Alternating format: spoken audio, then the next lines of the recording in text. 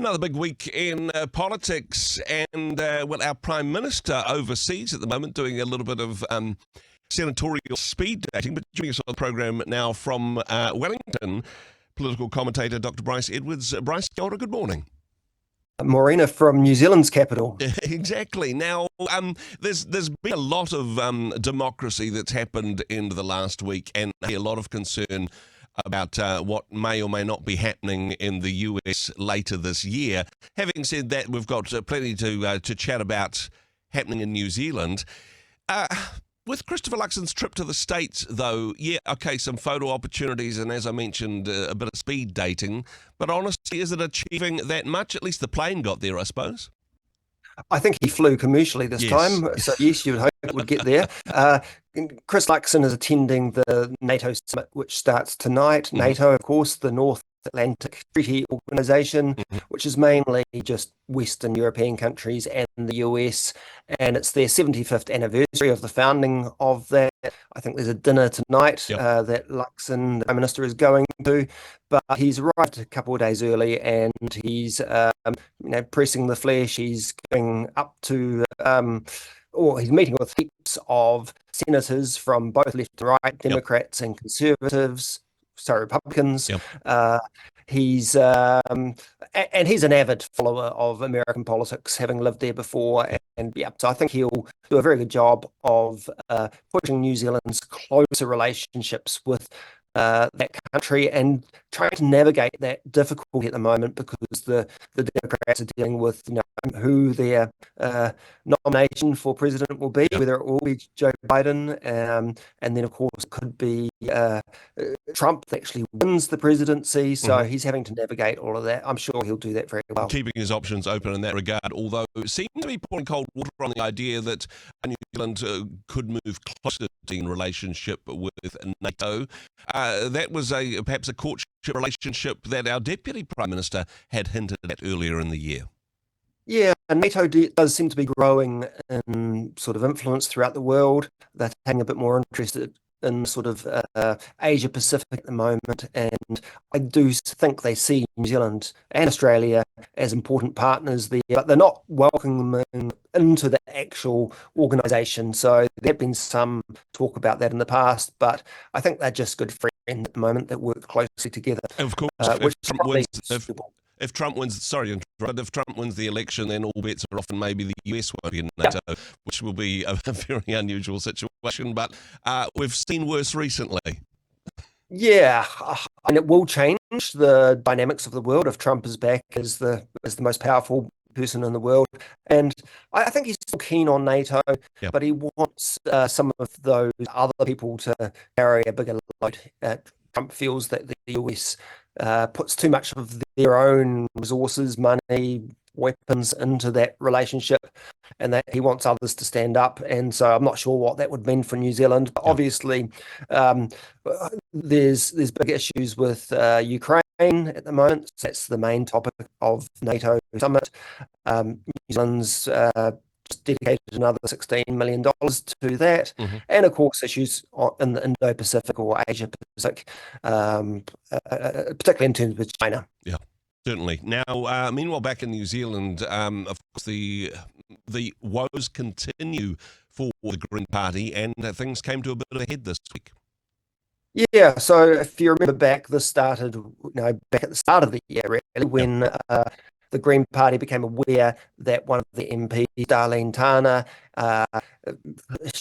her family business, or at least her husband's business, an e-bike business on Waiheke Island and Auckland, had had a number of disputes with some of the workers that had worked there, and so the Green Party leaders felt that Darlene Tana hadn't fully informed them of that, and maybe wasn't telling them the full story. So they got they suspended her from caucus back in mid-March. They got in a lawyer, Rachel Burt, to do an investigation, and it's been going on for a long time. We finally got to about 115 or 120 days of that investigation, and the Greens announced on Monday that they'd received the report, they'd read it, and that they were asking Darlene Tana to resign from Parliament. Greens wouldn't say much about what was in Not the report. tabling the report, yeah. No, they're not making the report public. Yep. There is talk about them. They say they're going to make the executive summary public. Okay. And that they are citing all sorts of privacy law problems, which I think is questionable. Yep. But in the meantime, it's clear that others are going to leak, if not the whole report, elements of it. So we're seeing on News Talk and RNZ today that some of their journalists are receiving parts of it and starting to report on what this investigation found. And it does seem to be rather negative for Darlene Tana. Yep. And so you can understand why the Greens have now moved against her. But it's going to be very ugly, I think, now. It's going to be very messy. She's been kicked out of the Green Party, refusing to leave Parliament, at least at this stage. And, yes, it reflects badly on her, but it has to also reflect badly on the Green Party leadership. Of course, Chloe Swarbrick, new to this role, something has gone wrong, and perhaps worse than that, something rotten within the party. Well, certainly all parties have these sorts of scandals and questions about the integrity and quality of their candidates and then MPs.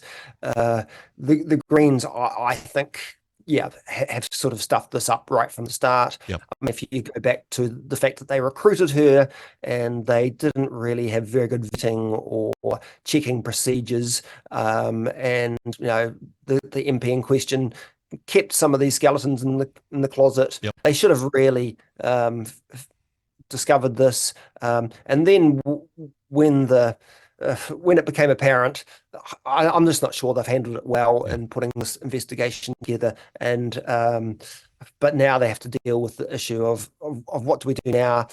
It's Green voters that elected these MPs from the party list, and from the Greens' point of view, it's really not Darlene Tana's, prerogative about whether she wants to stay in Parliament as an independent MP. It's she should be a Green MP. If she can't be a Green MP, they think she should resign, which I think they're right on. Yeah, I think it's probably the right thing to do, but it's not necessarily an enforceable law unless you engage the waka jumping legislation, which the Greens have been pushed back against when other people have used it. If you could give us a brief summary on what waka jumping legislation means and why the Greens are so reluctant.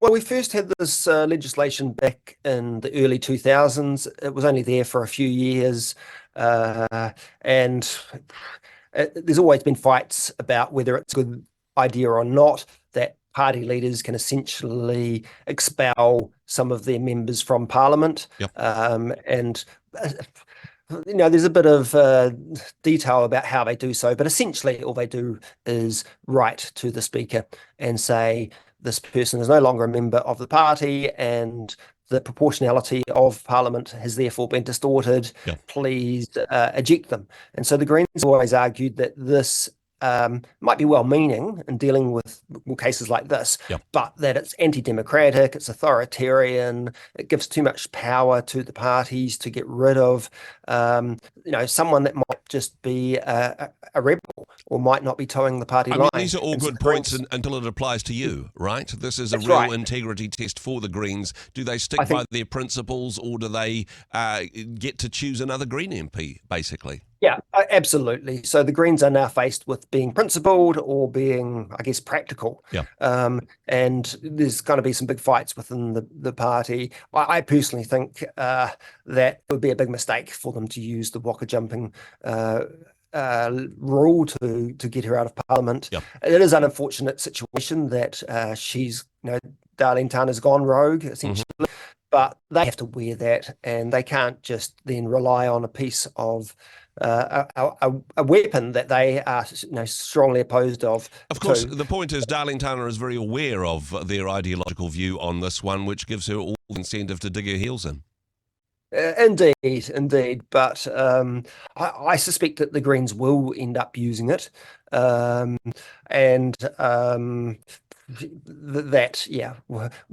just gives her no chance to stay in Parliament if they choose to. Certainly. Hey, Bryce, appreciate your insight as always. Thanks very much for joining us. Okay, thanks, Andrew. Hey, thanks very much for joining us in the Rhema studio. Thanks very much for watching the interview. It's kind of nice to have an audience, actually. And if you did like what you watched, then do give us a like, do give us the thumbs up. And if you'd like to see more interviews like that one, or perhaps even better, subscribe and those interviews will come straight to you. Don't forget to turn on your notifications, and we'll see you in the next one. Cheers.